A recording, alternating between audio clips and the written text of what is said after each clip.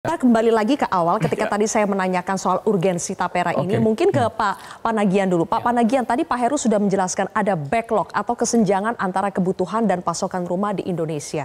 Saat ini mencapai 18% atau setara 12,7 juta keluarga. Kalau kami tidak salah ya. Tepat tidak Pak Panagian diatasinya dengan cara potong gaji 3% untuk iuran tapera atau tabungan tapera?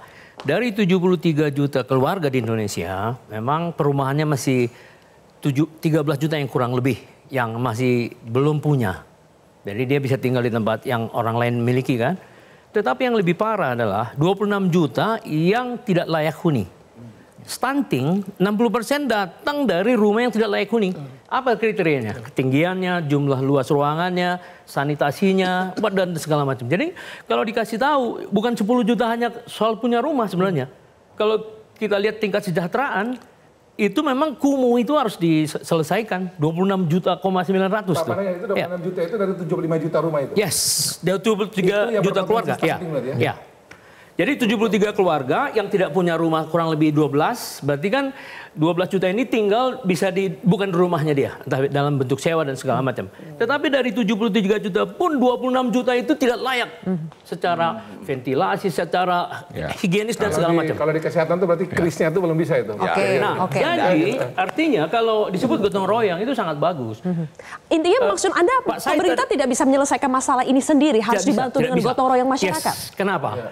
Karena kalau kita lihat persoalan properti itu kan terjadi mismatch. Yang tinggi. Dia dana jangka pendek, bank itu kan bisa bangkrut dalam 1 bulan.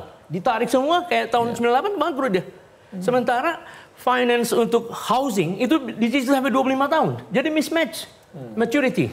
Jadi kalau nggak ada dana jangka panjang, seperti nanti yang iuran itu tabungan itu misalnya umur 20, diambil umur 58 kan 28 tahun itu uang.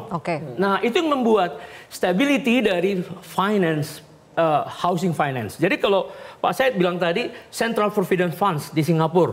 Saya sekolah di Singapura tahun 90. Profesornya selalu bilang kesejahteraan Singapura itu karena rumahnya semua hampir 98%.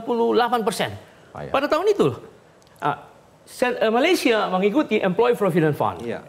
Jadi ini konsepnya sangat benar. Karena apa? Kita butuh dana jangka panjang yang berkelanjutan dalam jumlah yang sangat besar. Secara konsep menurut Anda benar ya ini? Memang harus ada tapera ini? Ya tapi itu sistem jaminan sosial. BP tapera ini kan nggak jelas. Banci lah kalau bahasa kita. Kenapa banci? Loh, dia sistem jaminan sosial atau bantuan sosial? Kalau dia bantuan sosial, maka dia harus ambil dari dana pemerintah, APBN. Kalau dia sistem jaminan sosial, ada tadi 3. Bisa iuran, bisa pajak, bisa gabungan di antara kedua. Misal tadi jaminan kesehatan, jaminan hari tua, jaminan pensiun, jaminan itu adalah tabungan sosial. Kalau asuransi sosial, jaminan kecelakaan kerja, kematian, dan jaminan kesehatan. Nah tapera ini apa? Pemerintah masalah teknis Pak Said nggak ada masalah deh. Nanti masih ada 2-3 tahun di DPR. Tapi secara konsep dia akan memberikan kepastian kesejahteraan masyarakat Indonesia sampai tahun 2045. Saya nggak bisa Pak. Sampai situ dulu. Dan Taspen aja itu uang tentara loh itu. Itu aja dia korupsi. Apalagi uang kita. Gini. Diskusi kita ya.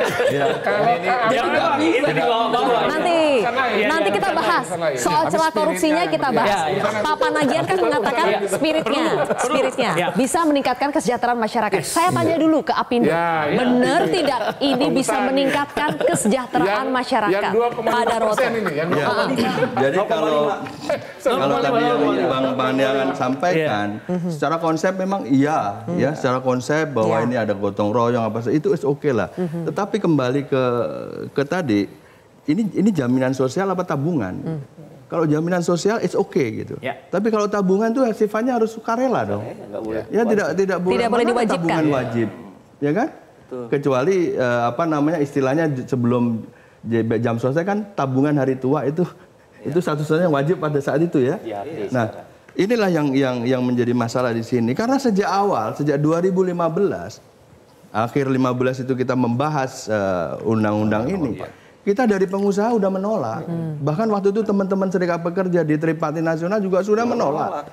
Ini nggak ada urgensinya dikeluarkan aturan tapera ini. Oke lah kalau untuk ASN, TNI, Polri silahkan saja. Tapi kalau untuk swasta, karena sedang pada saat itu 2015 kan sedang mulai ada keluar yang namanya manfaat layanan tambahan itu. Ya.